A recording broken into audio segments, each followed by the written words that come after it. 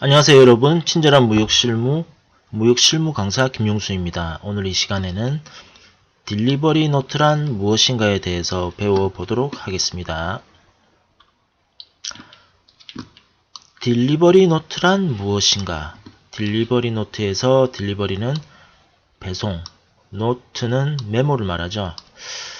수입자가 물건을 잘 받았다는 것을 서류로 증명하는 것이 이 딜리버리 노트인데 일종의 인수증이라고 할 수 있습니다. 그러니까 수출자가 수출 제품을 수입자한테 보냈는데 이 수입자가 물건을 잘 받았다고 하는 것을 이 딜리버리 노트로 증명한다는 거죠. 참고로 딜리버리 노트는 원산지 증명서로서도 활용이 되는데 이 원산지 증명서에 대한 것은 뒤에서 다시 설명드리도록 할게요. 딜리버리 노트에 들어가는 기재 내용으로는 보내는 사람, 받는 사람, 제품 내역, 노트 작성 번호 및 일자, 운송 정보, 기타 사항, 양사의 사인 이렇게 들어가는데 여기서 양사의 사인 중에서 양사라고 하는 것은 두 개 회사를 말하죠. 그러니까 두 개 회사가 뭐냐면은 수입 회사하고 수출 회사. 즉 이 딜리버리 노트에 수출회사, 수입회사의 사인이 들어감으로써 딜리버리 노트가 완성이 된다는 것입니다. 일단은 보내는 사람은 쉬퍼란에 그리고 받는 사람은 컨사인인란에 회사 이름하고 주소들이 기재되고 그 다음에 수출자가 보낸 제품 내역은 굿즈 디스크립션에 그리고 딜리버리 노트 발행 건수가 많으면 구별하기 위해서 번호를 쓰는데 여기는 노트 번호에서 딜리버리 노트 번호 그리고 딜리버리 노트 작성일자 기재하고요.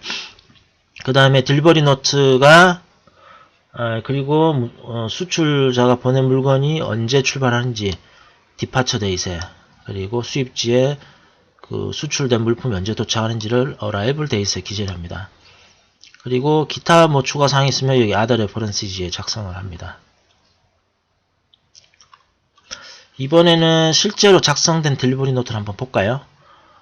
이게 그 딜리버리 노트 작성된 샘플인데 일단 여기서 제일 중요한 게 있죠. 딜리버리 노트라는 제목. 이게 있어야지 딜리버리 노트인 거 알 수 있겠죠.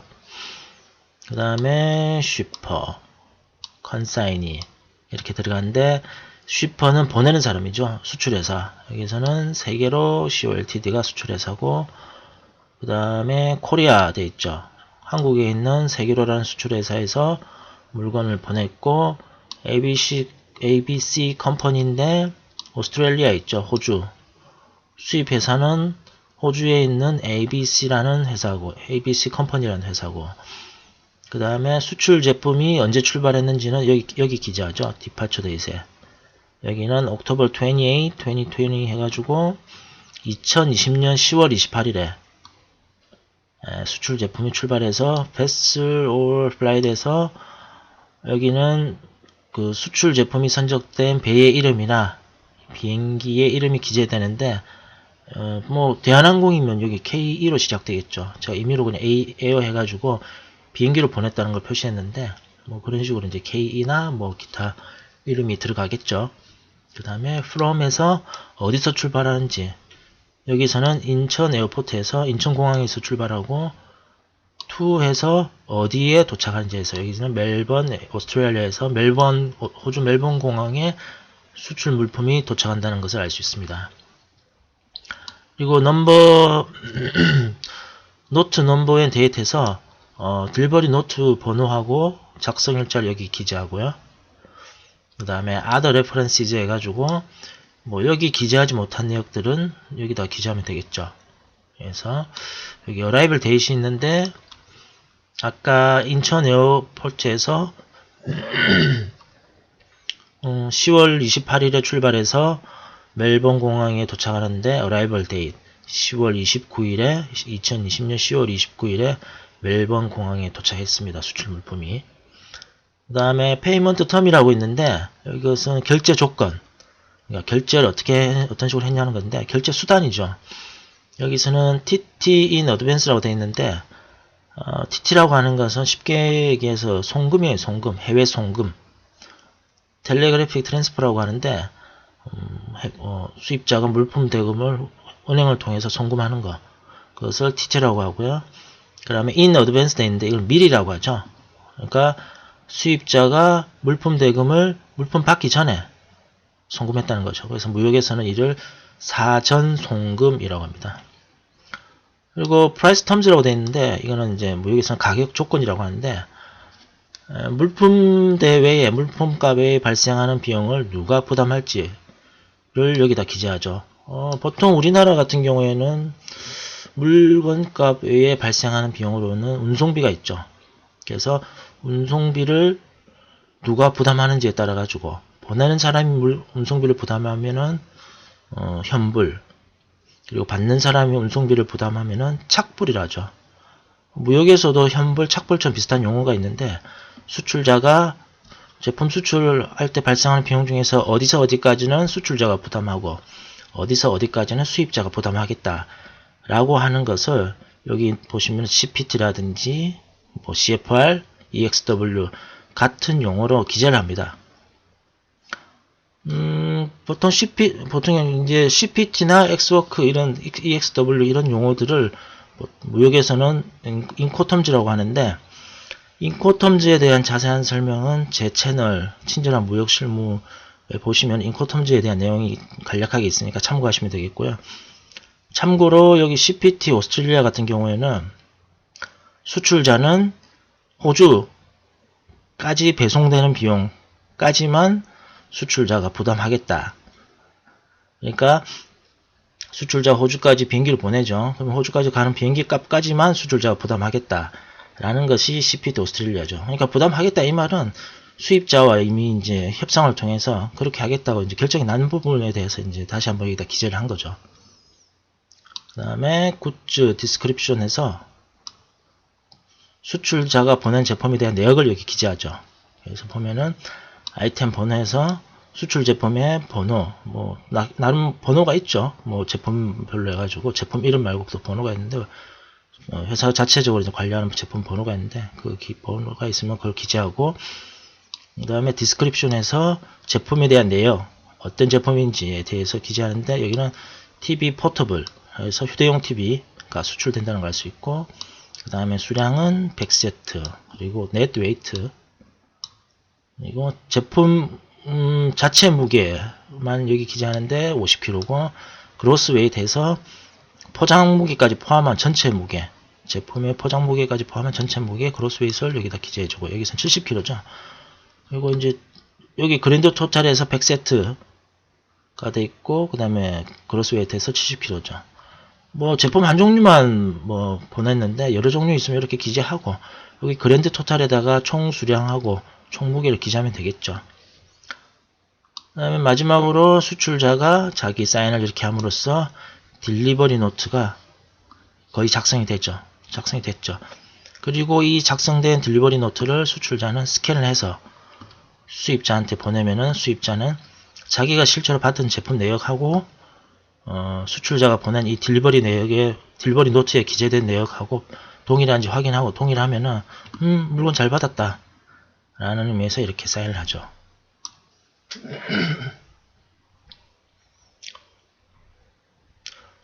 이것이 인수증으로서의 딜리버리 노트 역할인데, 이번에는 한 EU FT 원산지 증명서로서의 딜리버리 노트에 대해서 설명을 드리도록 할게요. 무역을 하다 보면 각종 수입을 하기 어렵거나 못하게 하는 각종 어떤 그런 제한이 있는데, 이를 무역 장벽이라고 합니다. 이러한 무역 장벽에는 관세 장벽과 비관세 장벽이 있는데, 여기서 관세라고 하는 것은, 관세 장벽에서 관세라고 하는 것은 수출이나 수입 시에 국가기관이 세관에서 부과하는 세금이죠.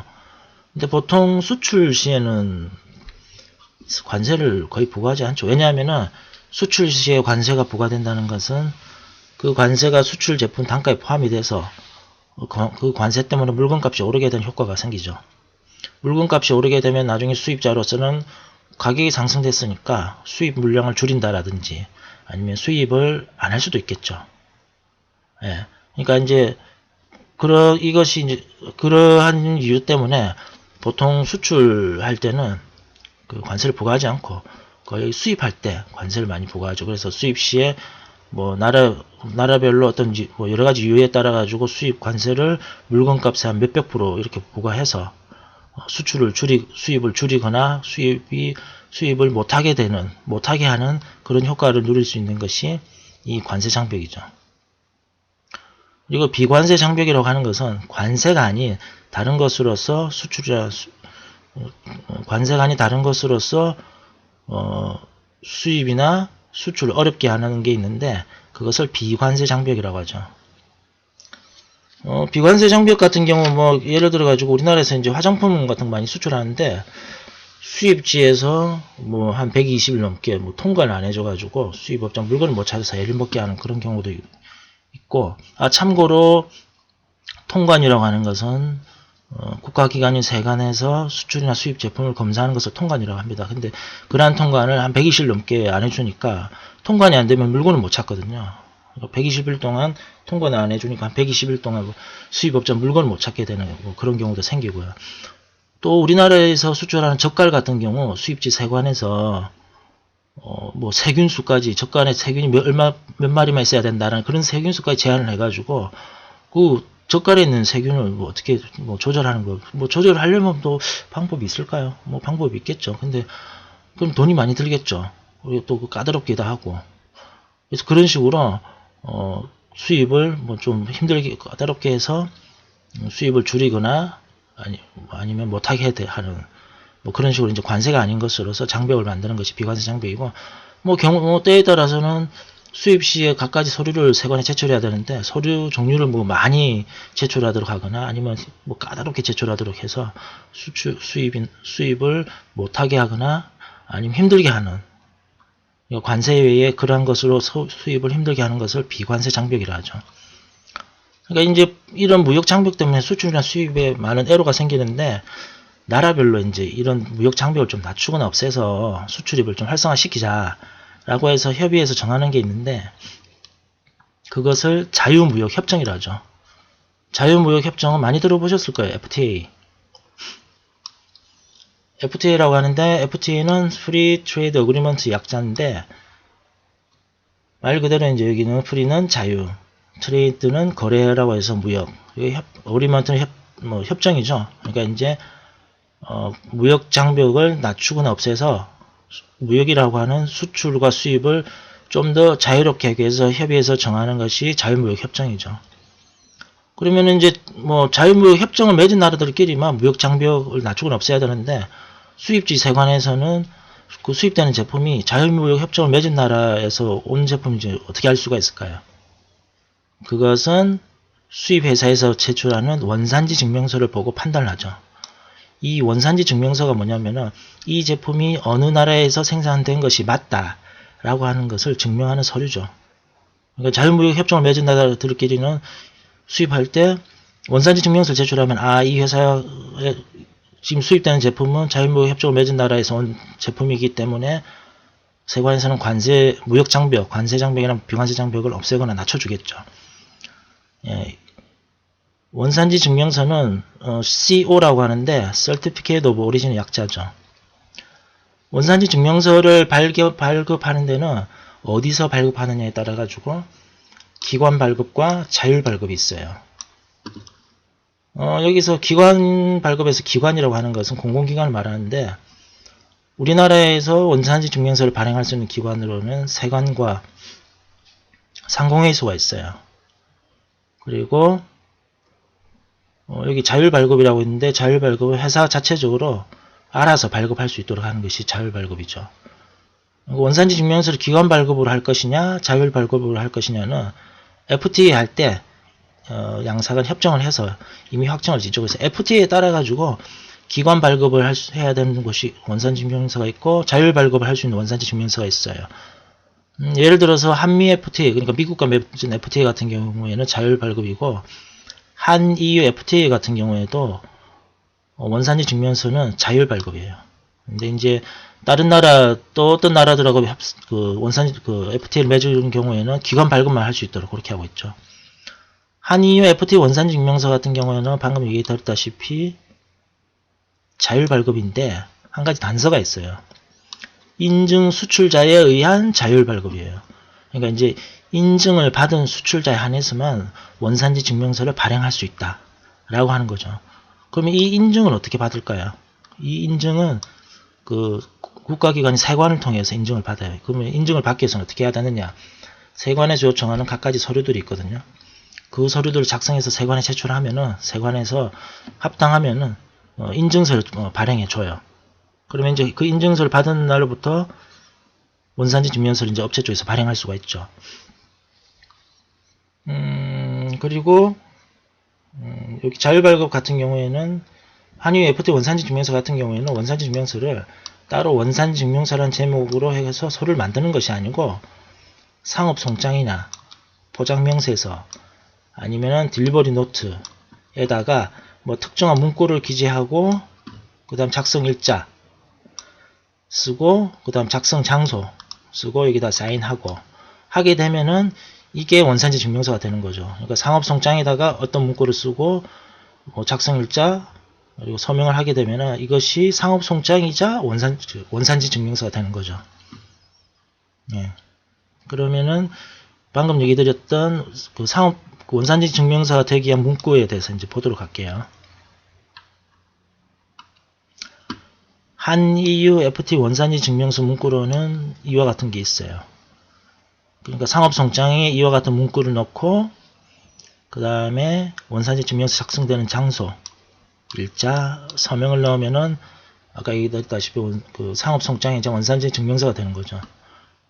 원산지 증명서가 되기 위한 문구로는 이와 같은 게 있는데 여기 보시면은 이 서류의 적용 대상이 이게 이제 번역본이죠.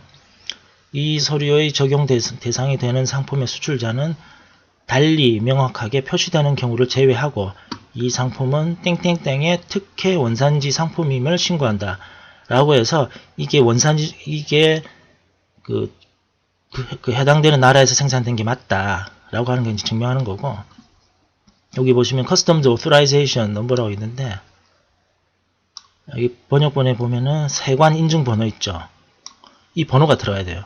그럼 이 번호는 어디에 있느냐? 아까 우리가 인증 수출자를 받게 되면 인증서를 받는다고 했죠. 거기에 보면은 번호가 있어요.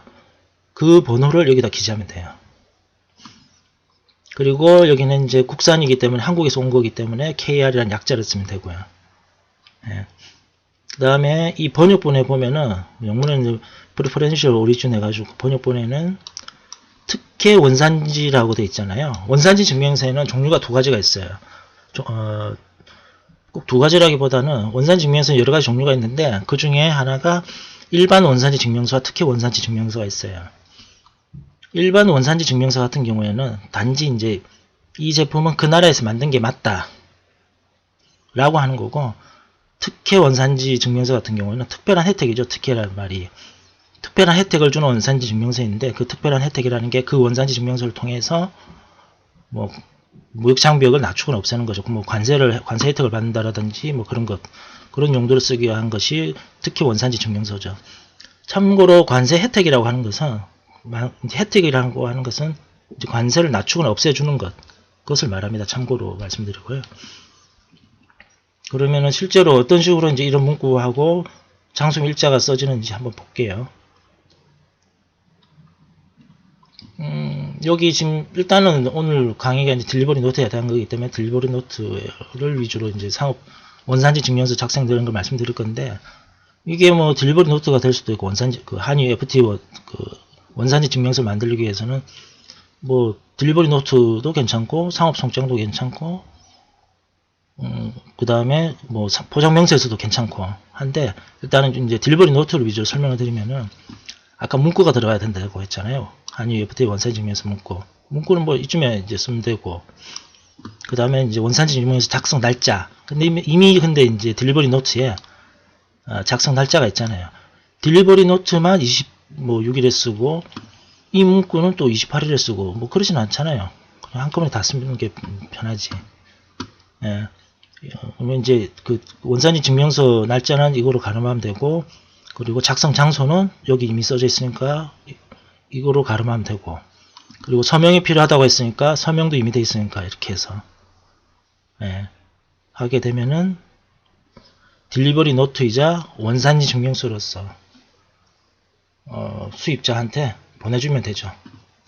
근데 이제 그 수입자에 따라서 수입지 세관에 따라서 원산지 증명서를 요청하는 게 조금씩 달라요. 그러니까 이제 대분류는 똑같은데 크기는 똑같은데 뭐 여기 문구가 들어간다라든지 날짜를 쓴다라든지 뭐 그런 부분은 이제 동일한데 조금씩 다르더라고요. 어디 세관은 상업송장만 원산지 증명서, 상업송장에 쓰이는 것만 원산지 증명서로 인정을 해주기도 하고, 또 어디는 또 뭐 다르고 또 좀 다른 식으로 하고 뭐 그러니까 작성한 후에 수입자한테 작성된 내역이 이 정도면 되겠느냐 한번 물어보고 그 내용으로 오케이 되면은 그때 이제 작성된 것은 최종본으로 이제 보내주면 되겠죠.